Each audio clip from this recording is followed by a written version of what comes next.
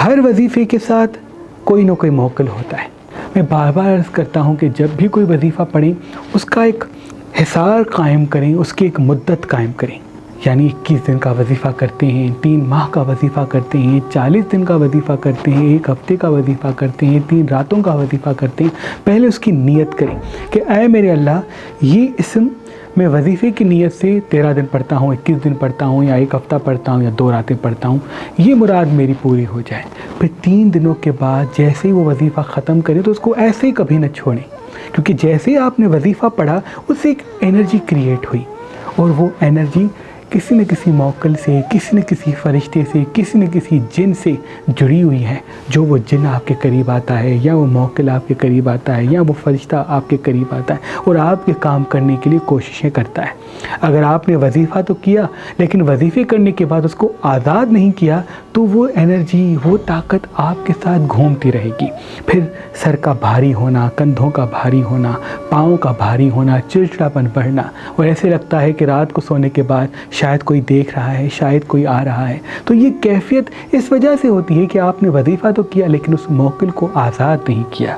اس کو آزاد کرنے کا طریقہ یہ ہے کہ جب بھی آپ وظیفہ پڑھیں، وظیفہ پڑھنے کے ایک وقت کو مقرر کریں، اور جیسے ہی وہ وظیفہ ختم ہو، اس کا وقت ختم ہو، تو حسب توفیق میٹھی سفید نیاز گھر میں پکائیں، وہ سفید نظر دیں، اور یہ کہیں کہ اے میرے اللہ، میں نے یہ وظیفہ پڑھا، اگر میری حاجت قبول ہو گئی تو اس کا شکر ادا کریں، اور اگر قبول نہیں ہوئی تو یہ عرض کریں کہ مولا، میں نے یہ بہتری دیکھی، ابھی بھی اس میں بہتری کی ضرورت ہے، تو یہ واسطہ ہے تیرے رسول کا، اس میں بہتری دے۔ اور پھر جیسے ہی آپ نظر دلائیں گے تو وہ انرجی واپس اپنی جگہ پہ چلی جائے گی، اور پھر کوئی دوسرا وظیفہ کرتے ہیں تو پھر آپ کر سکتے ہیں۔ محبت کا بہترین وظیفہ سورہ کوثر سے کیا جاتا ہے۔ رات کو 108 مرتبہ سورہ کوثر پڑھنے والا محبت پاتا ہے۔ برکت کا وظیفہ، دولت کا وظیفہ سورہ نصر سے کیا جاتا ہے۔ جو انسان صبح کے آغاز میں 108 مرتبہ سورہ نصر پڑھ کے اللہ پاک کی دربار میں دعا مانگتا ہے تو 21 دنوں کے اندر اس کی دعا قبول ہوتی ہے۔ اللہ آپ کو اور آپ کے گھر کو سلامت رکھے۔ اس دنیا کا عظیم پتھر سرخ عقیق ہے، جو انسان کے اورا کو مضبوط بناتا ہے۔ صدیوں سے ہمارے آبا و اجداد، میرے دادا پیر شمس سبزواری، میرے دادا قلندر شہباز، اور پشت در پشت ہمارے آبا و اجداد، جب سفر آتا تو یہ سرخ عقیق دم کر کے اپنی عقیدت مندوں کو دیتے۔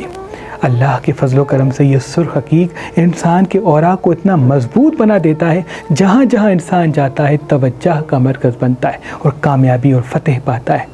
تو اپنے آباء و اجداد کی رسم پہ عمل کرتے ہوئے اس سفر کے مہینے میں ہم نے یہ پڑھے ہوئے سرخ عقیق آپ کے لیے فی سبیل اللہ رکھے، تاکہ آپ گھر بیٹھے اپنے تمام مصیبتوں سے نجات حاصل کر سکیں، اور جہاں جہاں قدم اٹھائیں فتح و کامیابی پائیں۔ تو آج ہی مہربان اسٹوڈنٹس کے نمبر پہ کال کریں، کسی بھی پتھر کے ساتھ یہ اسم اعظم دم شدہ سرخ عقیق سفر کے مہینے میں پڑھا ہوا حاصل کریں۔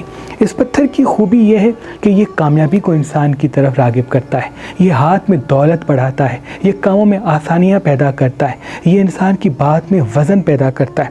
ہمیشہ آپ نے دیکھا ہوگا کہ جتنے بھی بڑے عالم ہیں، بزرگ ہیں، وہ اپنے ہاتھ میں سرخ عقیق پہنتے ہیں۔ سرخ عقیق کی ایک خاص بات یہ ہے کہ یہ مسلسل اللہ کے ذکر میں رہتا ہے۔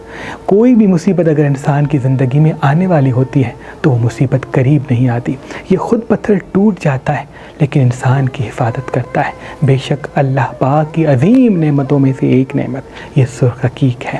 تو آج ہی مہربان اسٹوڈنٹس کے نمبر پہ کال کریں، کسی بھی پتھر کے ساتھ یہ اسم اعظم دم شدہ سرخ عقیق سفر کے مہینے میں پڑھا ہوا حاصل کریں۔ اگر ہاتھ میں نہیں پہن سکتے تو امام ضامن بنا کے اپنے بازو پہ باندھ لیں، دیکھیے گا آپ کی شخصیت میں بہتری اور کاموں میں آسانی دیکھیں گے۔ مزید معلومات کے لیے مہربانلی.com پہ آئیں اور یہ سرخ عقیق کسی پتھر کے ساتھ فی سبیل اللہ حاصل کریں۔